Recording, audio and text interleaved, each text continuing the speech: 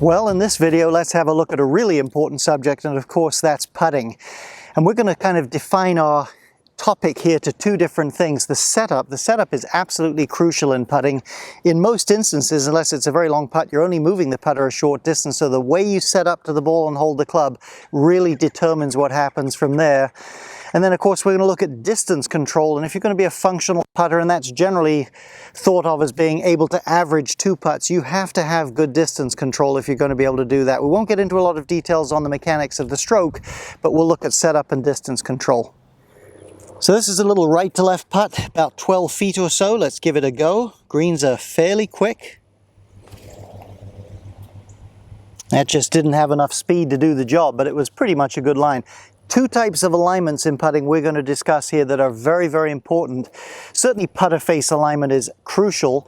There's some really interesting stuff on that with optics and how that works. I'm not going to get into a lot of detail about that in this video, but the two things I do want to touch on are the alignment of the forearms / shoulders, not so much the feet, believe it or not. There's been some great putters. Gary Player had his feet this way. Jack Nicklaus had them that way. The lower body doesn't really play a role in a good putting stroke, so it's less important. I mean, I like a decent square alignment with the feet, but it's not critical.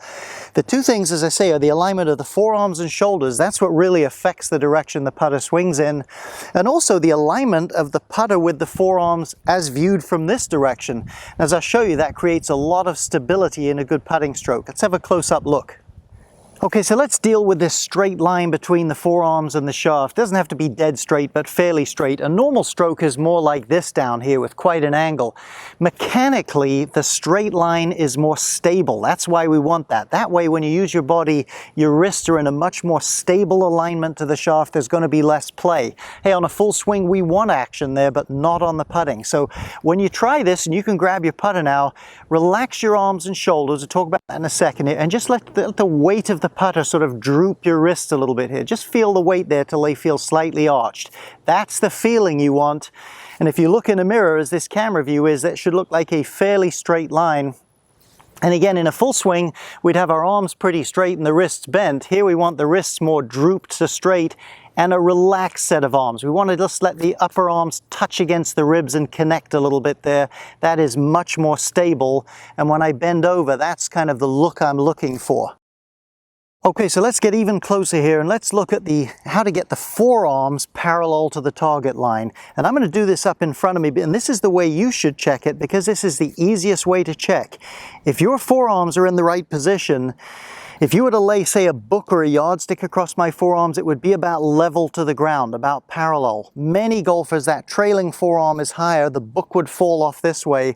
You get them level to the ground this way, they'll be matched up when you pitch over. And usually, if you get the forearms lined up well, the chest and shoulders lined up well. And as we said a few minutes ago, that is critical to stroke path. You get your forearms out of alignment, it is going to affect your stroke path. Now, grip often plays a critical element in this, and there's all kinds of putting grips that are acceptable. But generally, if you're going to get the club in line with the forearms, which we've talked about a minute ago, it's got to be more in the palms of the hands there. You cannot grip it down in the fingers like a full shot and expect it to line up.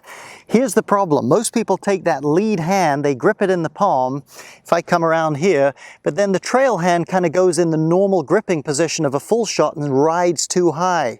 Your trailing hand, the heel pad here, has to bump up against those fingers. Let me show you from there. It's going to bump up against those fingernails, and only then is that hand going to line up properly. You don't want a normal grip here and try to force your arm down there. So you see how my wrist is almost lined up more or less with the shaft, just a little arch? It's not this way. Up against the fingers, you're going to get those forearms parallel. When they're parallel, chest is going to be parallel, really going to help your stroke alignment. So there's a few thoughts for you on setup, a little bit about grip and alignment of forearms, shoulders, etc. Now let's talk a little bit about distance control. Now certainly practice is a big feature of good distance control. We're going to assume that, but you need some things to practice. And I think there's two things. There's simple principles. If you can grasp them and start to incorporate them in your stroke, they're going to make a big difference. As I said at the beginning, if you have good distance control, you're pretty much going to be a functional putter. And that's more or less what we term someone that can average a 2-putt per green. that'd be 36 per round. Here's the two keys. The best players in the world do these. You need a stroke that is a pendulum stroke. Now I know you've all heard that, but hear me out for a second. A true pendulum, well, you already know it's equal back and through, but a true pendulum, like a weight on a string, does have a natural gravitational acceleration. It picks up speed, reaching a crescendo at the bottom, then decelerating. That's what makes it so effective for putting. If you have a pendulum, you are hitting the putt at absolute top speed, but maximum stability. The putter is neither still accelerating nor decelerating. Now, believe it or not, you've probably heard the advice umpteen times, accelerate through the putt.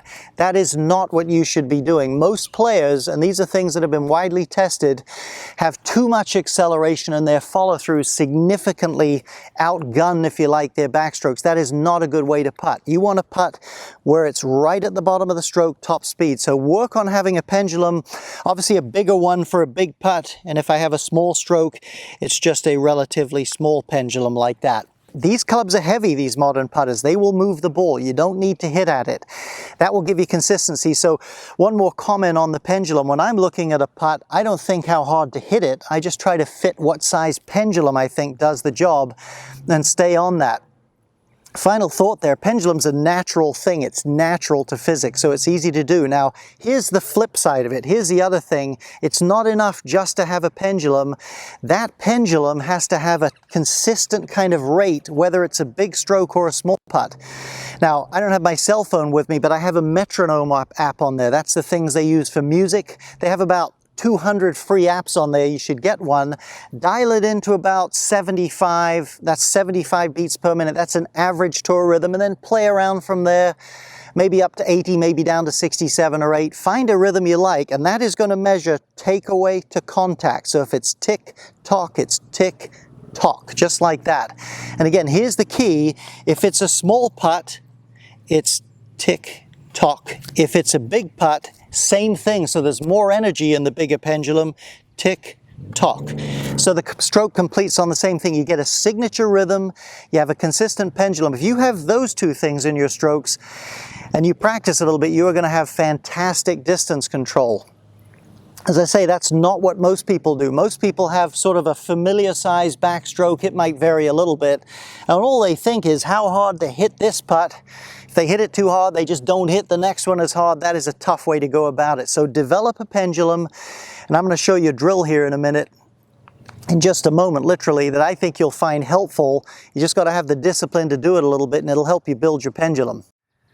So here's a drill I really recommend, and it's critical you do not have a hole out there to putt to. It's too distracting.